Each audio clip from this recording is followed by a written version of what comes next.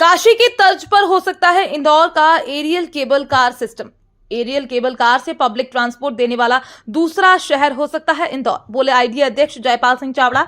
IDA board बैठक में consultant नियुक्त करने पर हुआ निर्णय। बोले आईडीए सीईओ आरपी अहिरवार, सघन इलाकों को ध्यान में रखकर लाई जा रही है केबल कार योजना।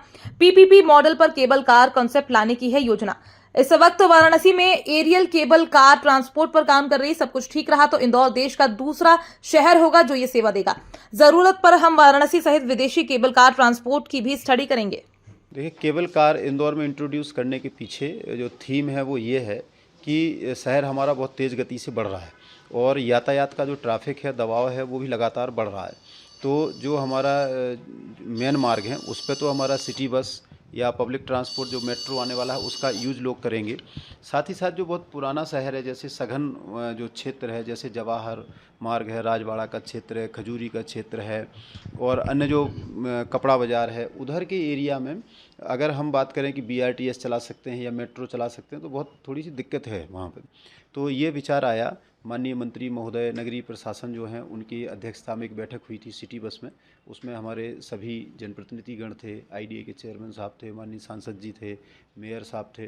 तो उस समय ये विचार निकल के आया कि हमको केबल कार के संबंध में विचार करना चाहिए और ये निर्देश प्राप्त हुए कि आईडीए जो है इसके संबंध में एक फिजिबिलिटी सर्वे कराए।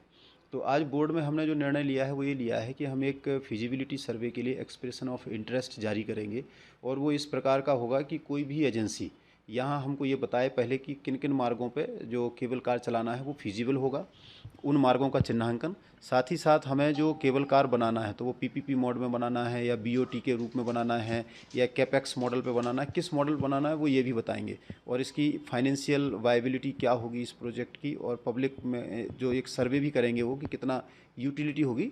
तो ये बड़ा नेक्स्ट स्टेप है टुवर्ड्स द पब्लिक ट्रांसपोर्टेशन और उसी वही हमारा प्रयास है कि अब हम इसका ईओआई जल्दी जारी करेंगे और इसको व्यापक प्रचार प्रसार करके जारी करेंगे ताकि अच्छी जो बेहतर एजेंसी हैं जो इंडिया या आउट ऑफ कंट्री जो हैं वो आएँ और यहाँ पे इसका एक सर्वे करके हमको रिपोर्ट दे दें। तो जो रिपोर्ट प्राप्त होगी फिर उसको पुनः जो पूरी हमारे माननीय जनप्रतिनिधि हैं, माननीय मंत्री जी हैं, उनके समक्ष रखा जाएगा, आईडीए बोर्ड में रखा जाएगा और उसके बाद जो निर्णय प्राप्त होंगे तदनुसार हम लोग आगे कार्रवाई करेंगे।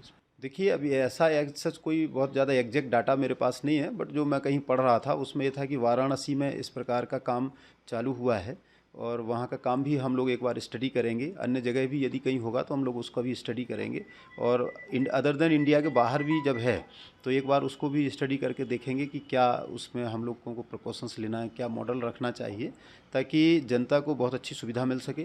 क्योंकि इसमें हमें फिर लैंड ग्राउंड को यूज़ नहीं करना है, तो ट्रैफिक जो है हम जो नीचे ज़्यादा कंजेशन बढ़ रहा है उसको हम ऊपर शिफ्ट कर देंगे।